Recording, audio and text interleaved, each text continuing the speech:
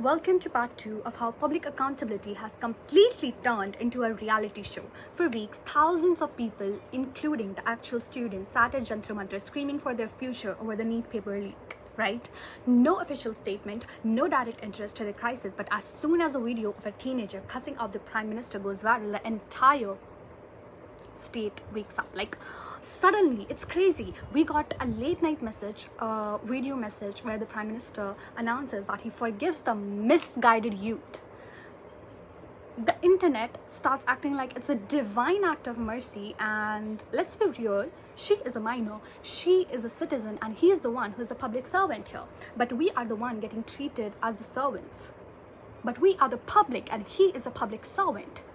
People are angry because their futures are being ruined by corruption, and anger makes people use abusive language.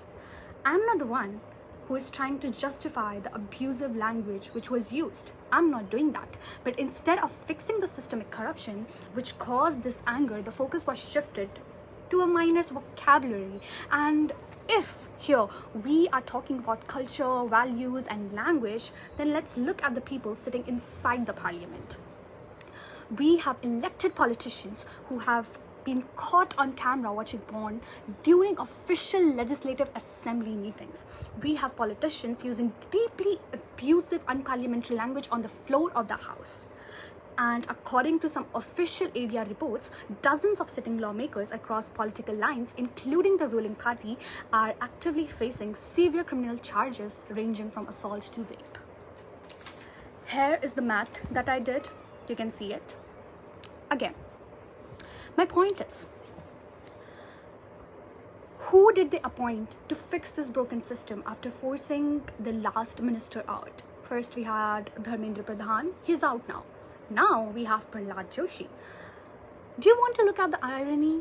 Millions of Indian students have to clear incredibly brutal exams like NEET, JEE, and UPSC, requiring master's degree, PhDs, and flawless track records just to get a baseline job, right? But the man, our Prime Minister, handed the keys to the entire country's education system to who?